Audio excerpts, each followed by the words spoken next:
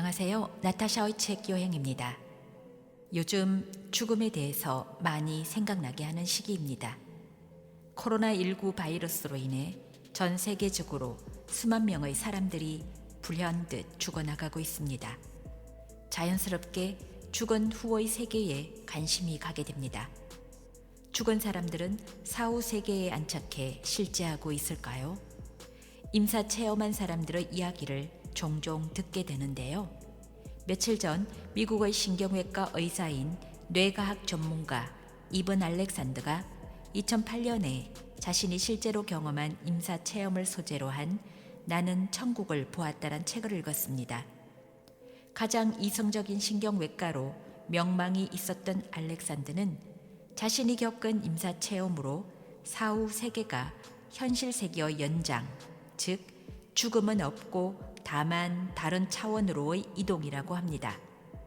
빛으로 가득 차고 아름다운 음악이 흘러나오는 천국으로의 장소 이동이 육체적 죽음 후에 가는 곳이 사실이라면 죽음이 두렵지 않을 것 같습니다. 우리는 죽음은 돌아온 곳으로 다시 돌아간다고 하죠. 이 말은 어찌 보면 지금 우리가 살고 있는 지구는 우리의 전생일지도 모르겠다는 생각을 해봅니다. 천국이 고향이라는 것이죠. 지금 우리는 퇴화된 삶을 살고 있을지도, 인간들이 스스로 만들어 놓은 사회라는 프레임에 안착해서 뜨나온 고향을 잊고 살고 있는 것은 아닌지 모르겠다는 생각을 해보면서 아이작 뉴턴과 같은 최고 반열에 오른 과학자 스베덴 보리가 유체 이탈로 천국과 지옥과 연옥을 경험한 일을 펴낸 책이 있습니다. 수세기 동안 전 세계 수많은 사람들을 변화시킨 책, 아프고 힘든 사람들에게 기적 같은 희망을 불어넣은 책입니다. 천재 과학자의 감동적인 천국 체험기 스베덴 보리의 위대한 선물을 읽어보도록 하겠습니다. 먼저 스베덴 보리가 어떤 사람인지 알아보겠습니다. 스베덴 보리 1688년에서 1772년 스웨덴의 수도 스톡홀름에서 출생, 웁살라 대학에서 언어학, 수학, 광물학, 천문학, 생리학, 신학을 수학했다. 자연과학을 연구하여 광산학자로서의 권위를 인정받고 아이작 뉴턴과 같은 최고 과학자들 반열에 올랐으나 57세에 심령적 체험을 겪은 후 하늘의 소명을 받고 실령자, 신비적 신학자로 전향했다. 이후 그는 27년간 영계를 자유자재로 오가며 지옥과 천국을 체험했고 그 모든 것을 낱낱이 기록으로 남겼다. 그는 이 일에 대해 저서에서 다음과 같이 밝히고 있다. 나와 같은 과학자는 얼마든지 또 있을 수 있다. 그런데 영계의 진리를 알고 보니 이는 학문이 아니라 인류의 영원한 생명이 걸린 문제이다. 이 특별한 소명은 내가 과학자로 공언하는 것보다 수천, 수만 배가 더 중요하다. 1780년대에 최초로 스베덴 보리 학회가 생겼고 1980년대 말 런던에 다양한 새 예루살렘 교회 조직의 기원이라고 할 수 있는 최초의 독립회중이 생겼다. 그 영향은 그 직계 제자들에게만 한정되지 않았으며 오노레 드 발자크, 샤를 보들레르, 렐프 waldo 에머슨, 윌리엄 버틀러 예이츠 등 수많은 작가들에게 영감을 제공했다.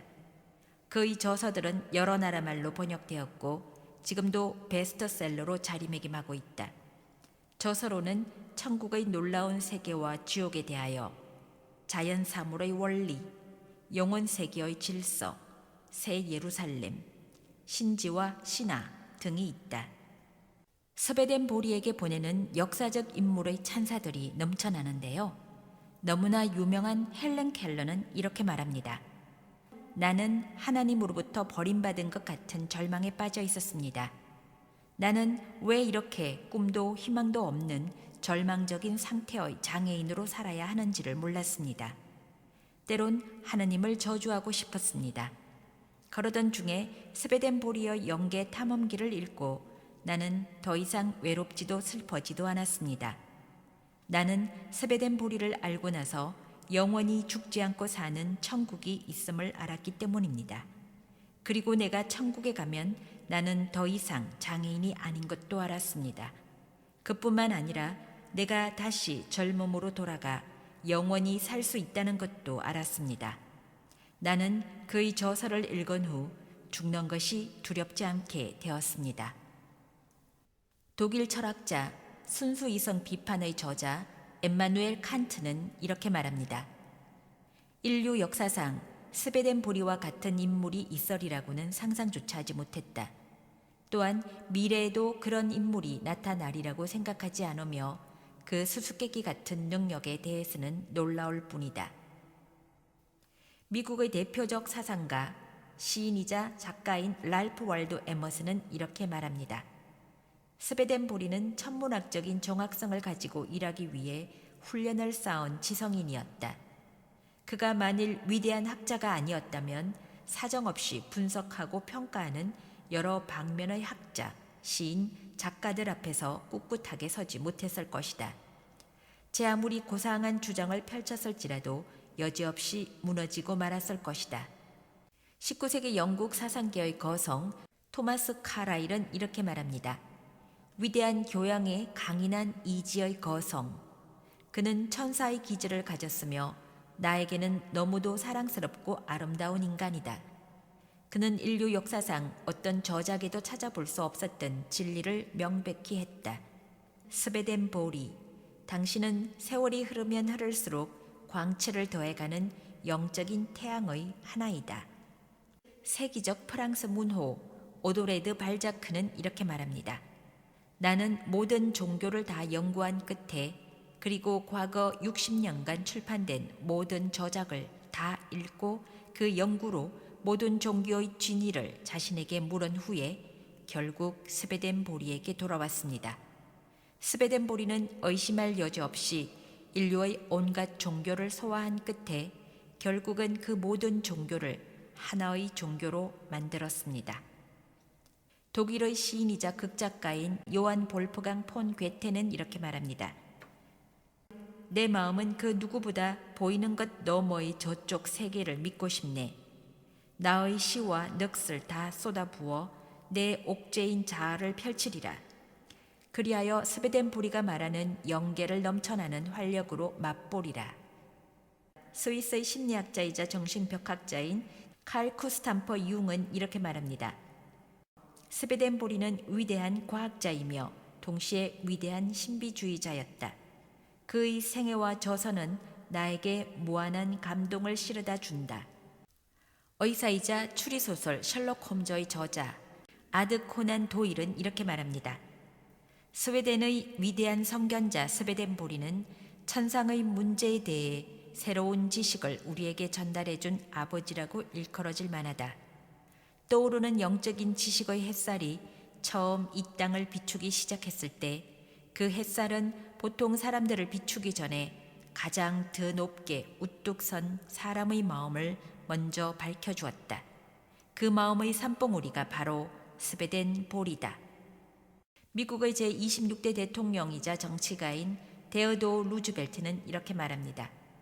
스베덴 보리의 생애는 물질을 극복하는 영의 승리를 강력하게 나타냈고 그의 교훈의 생기와 영감은 오늘날 그를 따르는 사람들의 마음에 웅변적 증거가 되어주었다.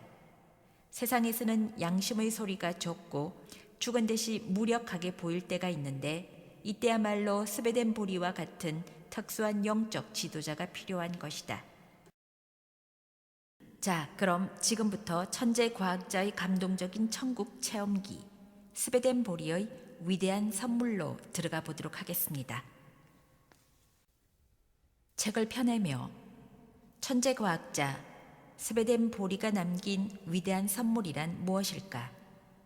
그것은 바로 스베덴 보리가 주는 영적인 선물, 인생의 절대 불가결한 영적인 선물입니다.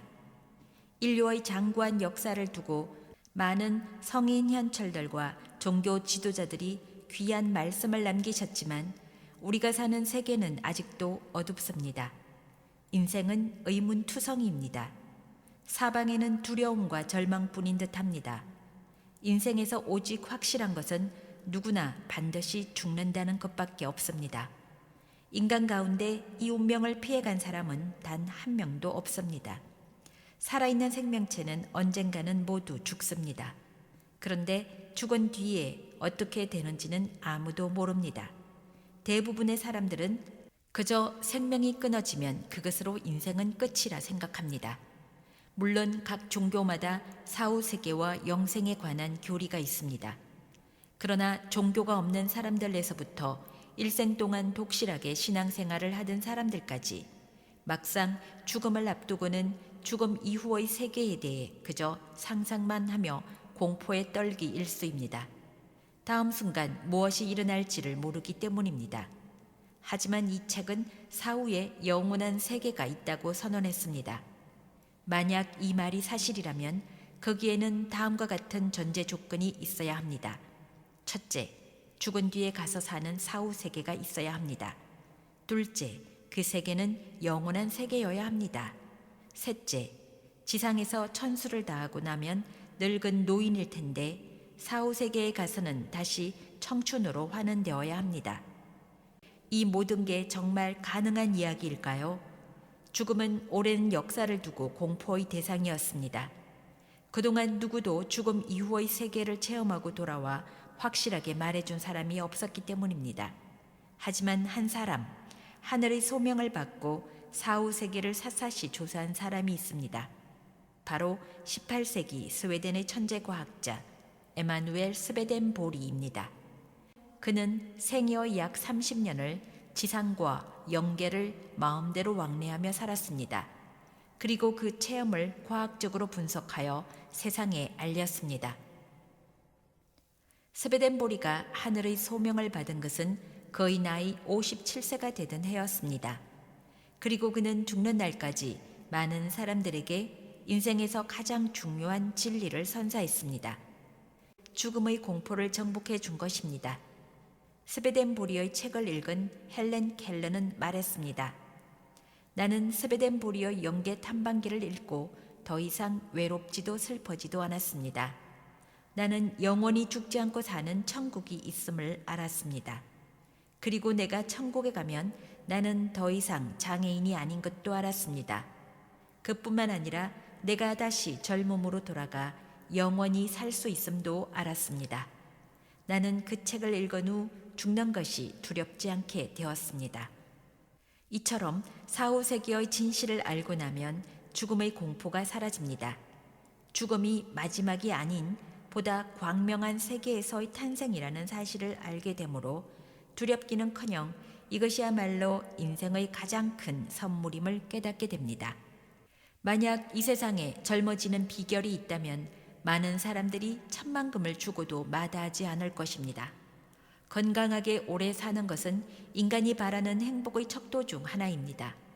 건강과 장수에 대한 연구는 인류 탄생 이래 끊임없이 이루어져 왔고 앞으로도 계속될 것입니다. 하지만 이 책은 사후에 영원한 세계가 기다리고 있다는 놀라운 희소식을 담고 있습니다. 영원히 살 수 있는 또 하나의 세계가 우리 앞에 기다리고 있다는 확신만 가질 수 있다면 그 생애가 얼마나 기쁨으로 넘치고 활력이 샘솟는 삶이 될까요? 신이 이 축복을 사람들에게 전달하는 전령사로 스베덴보리를 지목했습니다. 스베덴보리는 책에서 자신이 맡은 소명을 이렇게 말합니다. 신이 나에게 사후의 세계, 영계의 자유자재로 왕래하게 하신 것은 역사의 어떤 기적보다 큰 전무후무한 기적이었다. 이와 같은 기적은 인류 창조 이래 그 어떠한 사람에게도 주어진 적이 없다. 태고적 사람들이 하늘의 천사들과 대화한 예는 있으나 나와 같이 지상에 살면서 그 영적인 세계를 드나든 적은 없었다. 그런데 나는 지상에서 보고 듣고 만지듯이 영계에 들어가 그 세계를 자유자재로 보고 듣고 만지면서 영인들과 대화할 수 있었다. 이 기적을 통해 나는 천개의 놀라운 사실들을 모두 체험할 수 있었다. 이 기적으로 나는 지상과 천상에 동시에 살았으며 영적 세계의 모든 진리를 파악했다. 나는 신이 나에게 주신 사명이 무엇인지를 알았다. 내 사명은 지상인들에게 사후의 세계가 분명히 있음을 알리고 그들이 몰라서 지옥에 떨어지는 일이 없이 모두 천국으로 들어오도록 하는 것이다. 스베덴보리의 기록은 사람들에게 남긴 최고의 선물임과 동시에 후대에게 남긴 유언과도 같은 것입니다. 우리가 오늘 우리 인생에서 고민하는 모든 문제가 그의 책을 통해 사라짐을 경험할 수 있을 것입니다. 나는 죽으면 어떻게 되는가? 사후세계가 있다면 거기에 천국과 지옥이 있는가?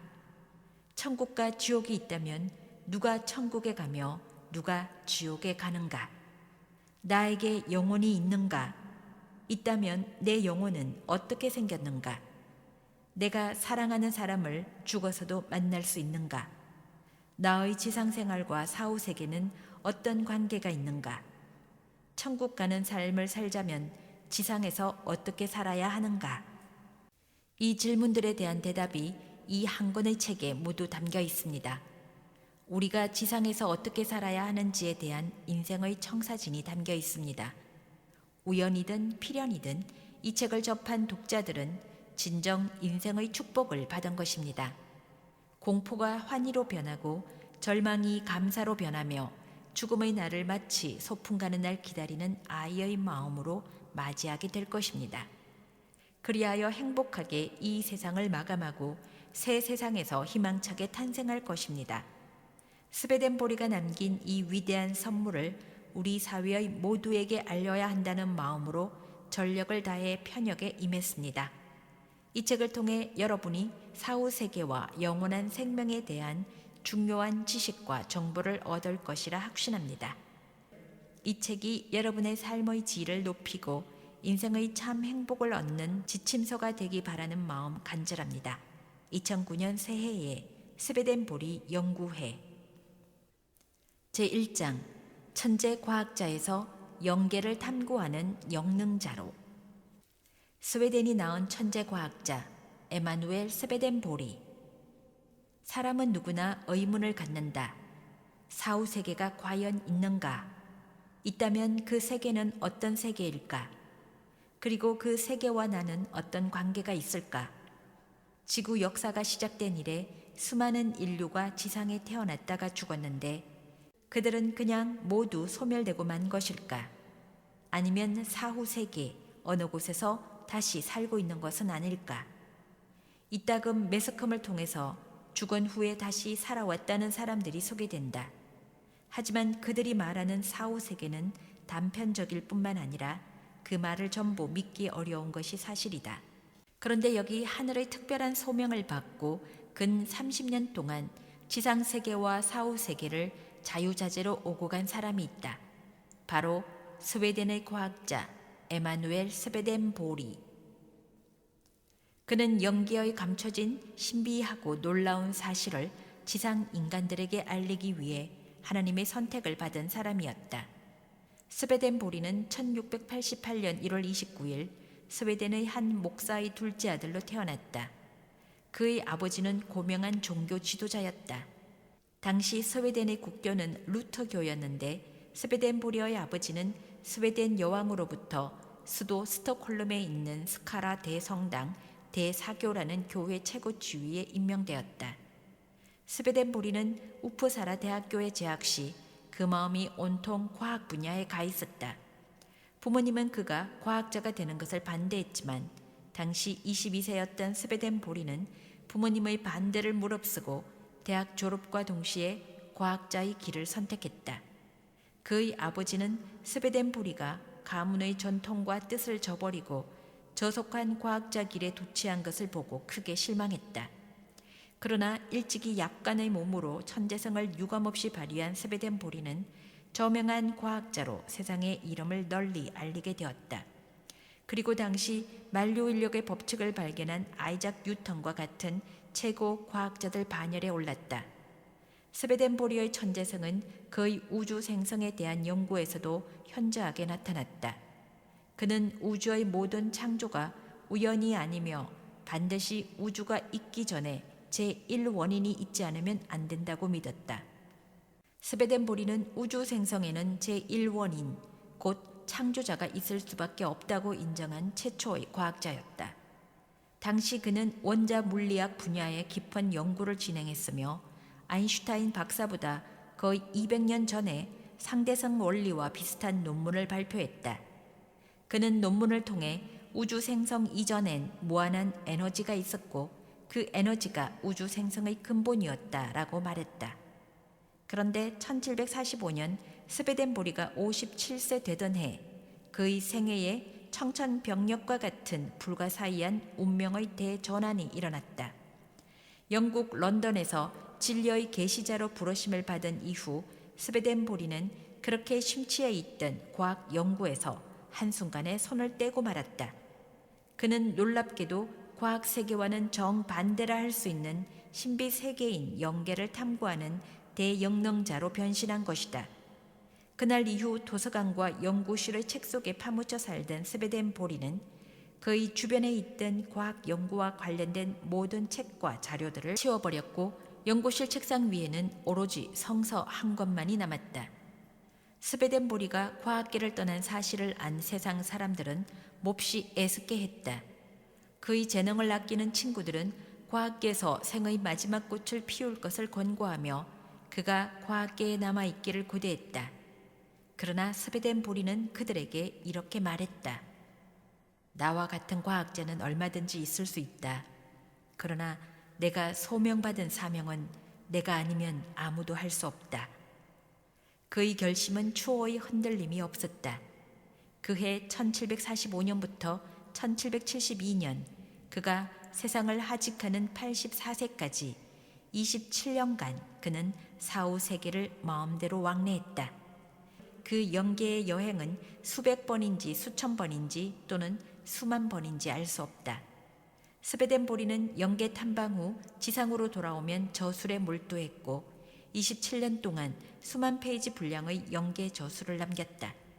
영계 저술이란 그가 저술한 책의 이름이 아니고 그가 기록한 영계 저술 모두를 총칭하는 말이다. 책으로 하면 수십 권의 분량이 된다. 스베덴보리의 영계 저술 중에 가장 널리 알려진 저서로는 천국과 지옥, 영계 일기, 천국의 비의, 신의 섭리, 신의 사랑과 지혜, 영혼과 육체의 교류, 참다운 기독교, 결혼애 등이 있으며 한 저술이 몇 권에 이르기도 한다. 예를 들면 천국의 비는 총 8건이다.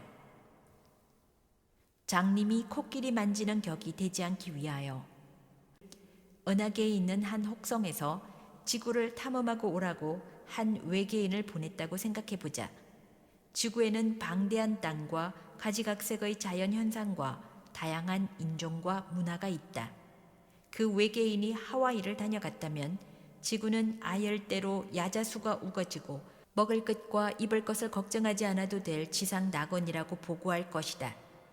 만일 뉴욕의 한복판을 보고 갔다면 지구는 삭막한 고층 건물로 빼곡한 도시로 비춰질 것이다.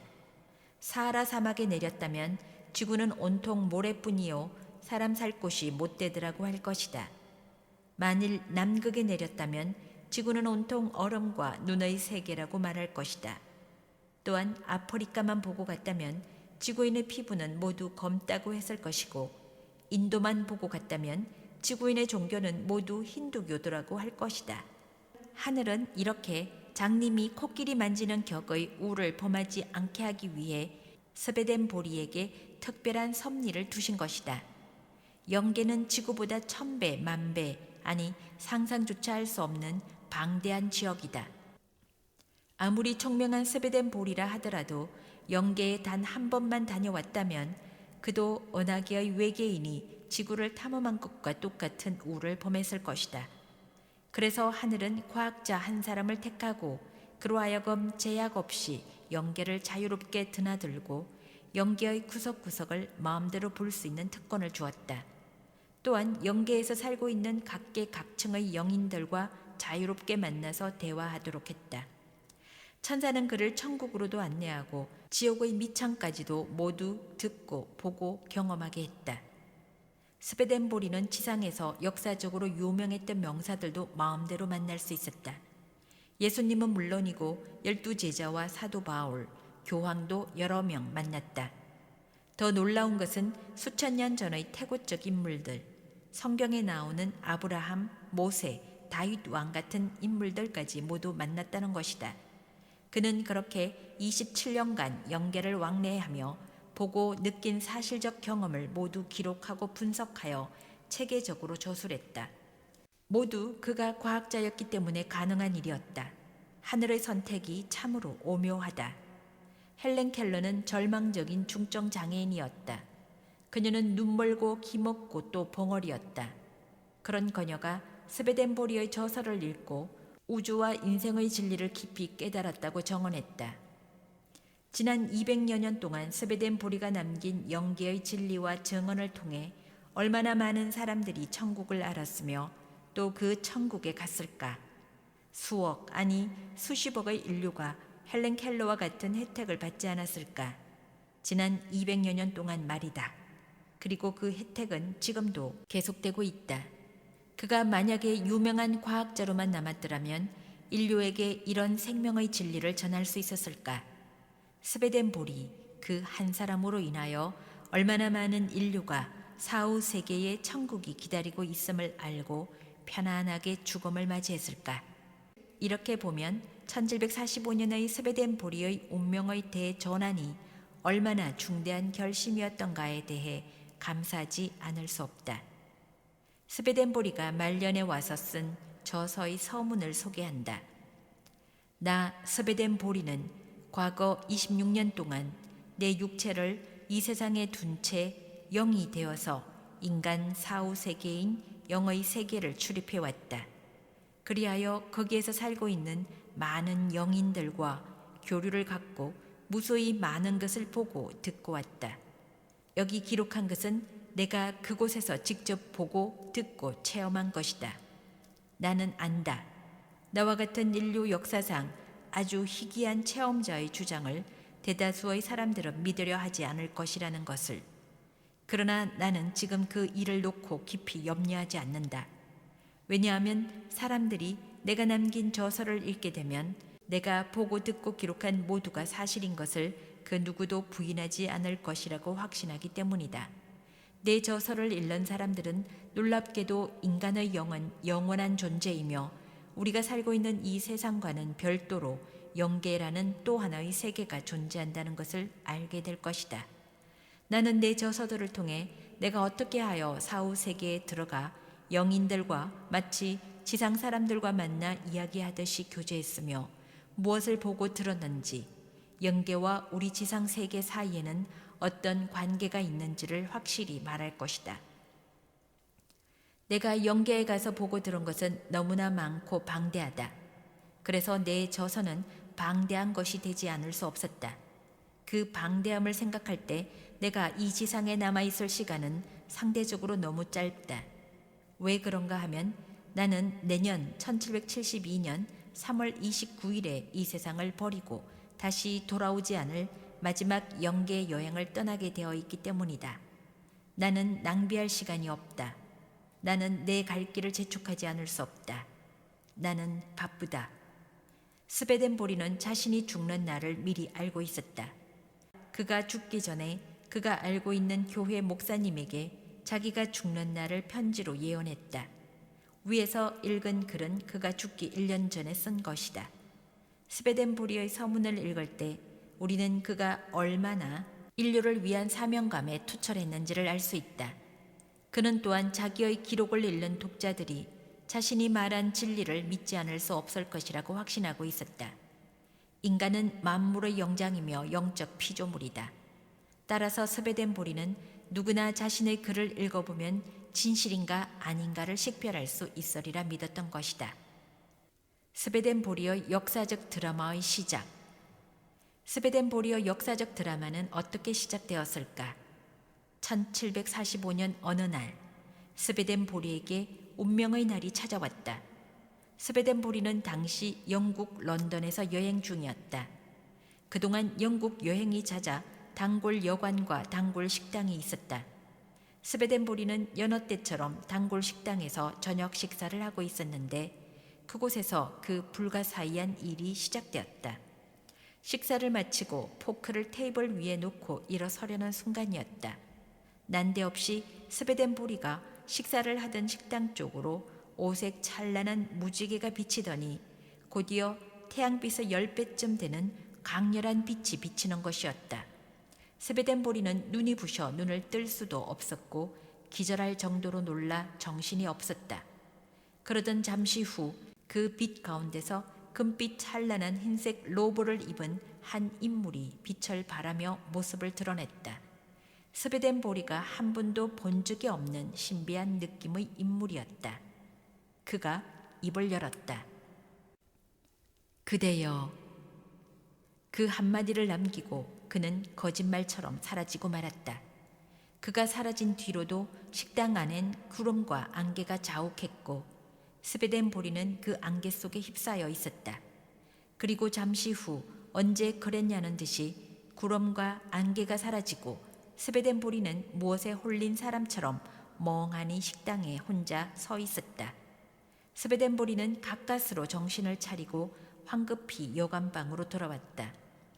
방으로 돌아온 그는 조금 전 식당에서 있었던 기이한 경험을 떠올렸다. 내가 헛것을 볼 정도로 몸이 안 좋은가 하고 생각해 봤으나 분명 자신이 본 것이 헛것이 아니라는 것을 스베덴보리는 잘 알고 있었다. 고심하던 그는 곧 잠이 들었다. 그 다음 날 저녁에 더 놀라운 일이 일어날 것이라는 상상도 못한 채 말이다. 그 다음 날 밤 스베덴보리가 잠을 자기 위해 침대에 막 누우려고 할 때였다. 방 안으로 전날 식당에서처럼 갑자기 환한 빛이 비쳐 대낮같이 밝아지더니 어제 봤던 그 신비한 인물이 또다시 나타나 침대 옆으로 다가왔다. 놀란 스베덴보리는 몸을 떨었다.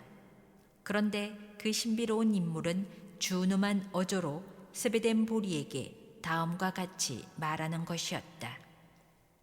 놀라지 마시오. 나는 하나님이 보내신 사자입니다. 나는 그대에게 사명을 부여하러 왔습니다. 나는 그대를 사후 세계인 영의 세계로 안내할 것입니다. 그대는 그곳에 가서 거기 있는 영인들과 교류하고 그 세계에서 보고 듣는 모든 것을 그대로 기록하여 이 지상 사람들에게 낱낱이 전하시오. 그대는 이 소명을 소홀히 생각하지 마시오. 이 말을 남기고 신비의 인물은 다시 사라졌다. 스베덴보리는 그날 이후 그를 다시는 본 적이 없다. 지상에서는 물론이고 그렇게 많이 드나들었던 영계에서도 2번 다시 만나지 못했다. 그러나 그로부터 스베덴보리의 생활과 환경은 급격히 달라지기 시작했다. 이 불가사의한 인물을 만난 이후로 그에게 영계의 문이 활짝 열렸다. 영안을 뜨게 된 것이다. 또 영계를 마음대로 드나드는 신비한 능력을 부여받았다. 그 능력으로 그는 영계를 마치 자기 집과 같이 드나들게 되었다. 그리고 스베덴보리는 그 불가사의한 인물로부터 소명을 받은 대로 영계에서 보고 들은 모든 체험을 낱낱이 기록하기 시작했다. 이것이 그의 영계 저술의 출발이었다. 그는 어떤 위대한 힘, 즉 창조주의 소명을 받았음을 추호도 의심치 않게 되었다. 영계로 가는 죽음의 기술을 습득하다. 스베덴보리는 자신이 영계에 드나드는 기술 또는 능력을 죽음의 기술이라 이름 붙였다. 이 능력은 지상에 그의 육체를 죽은 상태로 놔두고 영적인 몸, 곧 영체를 육신으로부터 분리시키는 것이다. 그리하여 죽은 사람처럼 영인이 되어 완벽한 영체로 영계에 가는 것이다.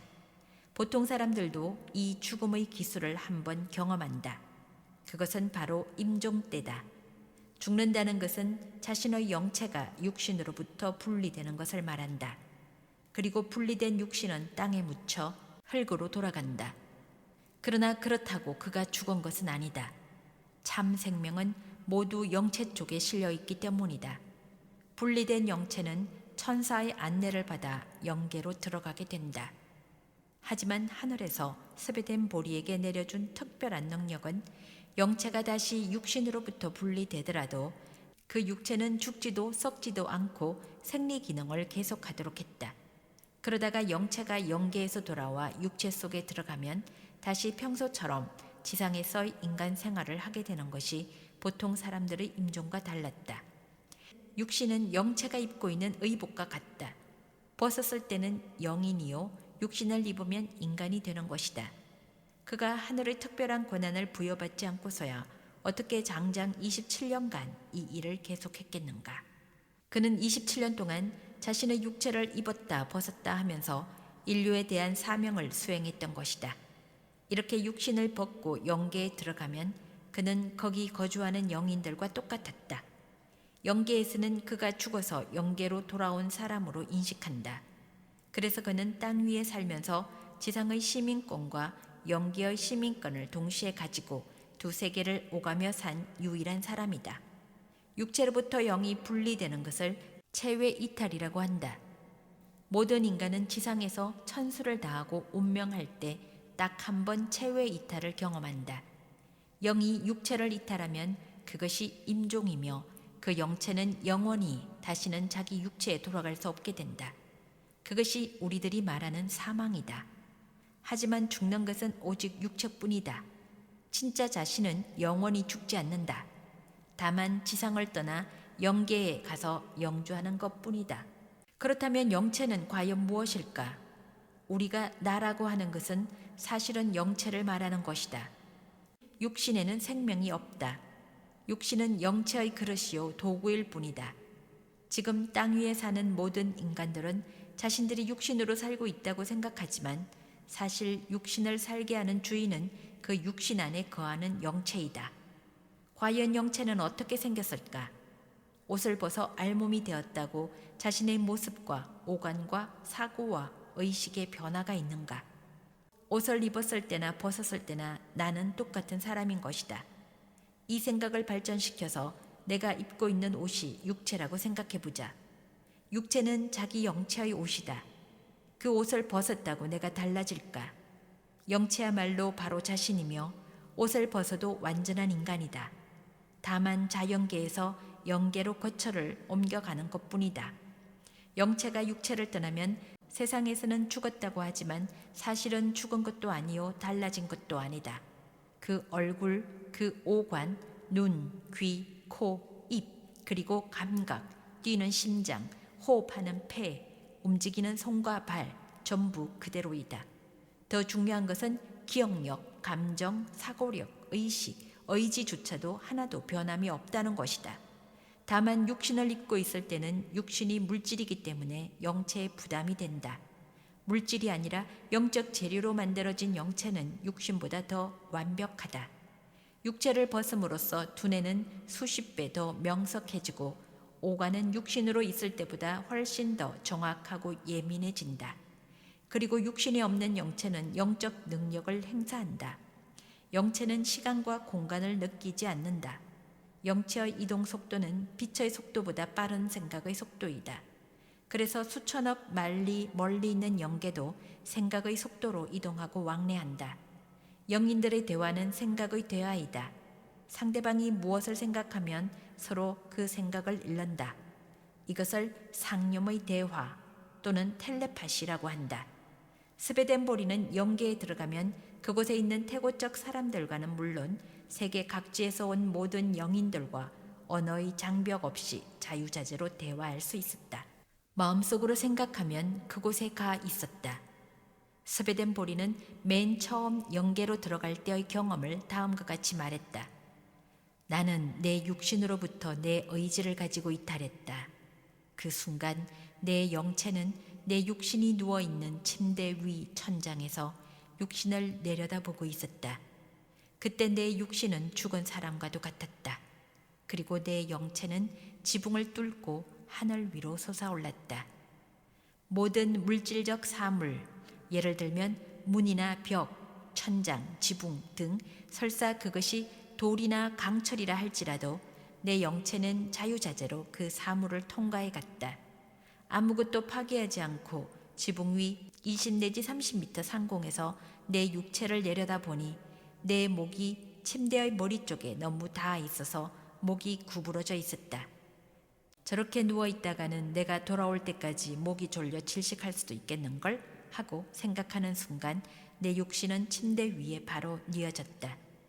이것은 내 육신의 의지로 된 것이 아니라 내 영체의 의지로 육신을 움직인 것이었다. 영인이 되면 생각은 곧 힘이었다. 그 다음 내 영체는 천국에서 온 안내 영인을 따라 영계의 원하는 곳으로 비상했다. 나는 순간적으로 가고 싶은 곳에 가 있었다. 내가 마음속으로 생각하면 벌써 나는 그곳에 가 있는 것이었다. 나는 천국뿐만 아니라 지옥에도 많이 드나들었다. 그 모든 내용이 이 책 안에 있다. 그러나 지옥에 가면 악령들이 나를 해치려고 했다. 그래서 내 곁에는 항상 나를 안내하는 영인뿐만 아니라 나를 보호하는 수호령이 따라다녔다. 나는 이런 선영들의 보호가 없었더라면 27년간 내 사명을 다하지 못했을 것이다. 스베덴보리는 덧붙여 자신의 체험을 읽기에 앞서 다음의 원칙을 머리와 가슴에 새겨야 한다고 강조했다. 이것들은 절대 진리이며 이 절대 진리를 알고 나서야 그가 전하고자 하는 바를 이해할 수 있기 때문이다. 첫째, 영계는 존재할 뿐만 아니라 창조주께서 창조하신 것이다. 태초부터 지구에 왔다 간 모든 사람은 단 한 사람도 소멸되지 않고 모두 영계에서 살고 있다. 둘째, 사람의 몸은 사실은 둘이다. 하나는 육신이요, 하나는 영체이다. 땅 위에서는 육신 속에 영체가 거주하고 있으며 생명은 모두 영체 쪽에 있다. 육신은 영체의 도구일 뿐이다. 셋째, 사람이 지상에서 죽으면 자연히 영체는 육신으로부터 분리된다. 그것을 체외 이탈이라고 하며 세상에서는 사망이라 말한다. 그러나 사람은 결코 죽지 않는다. 죽는 것은 육신뿐이요, 영체는 영계로 이동해 영생하게 된다.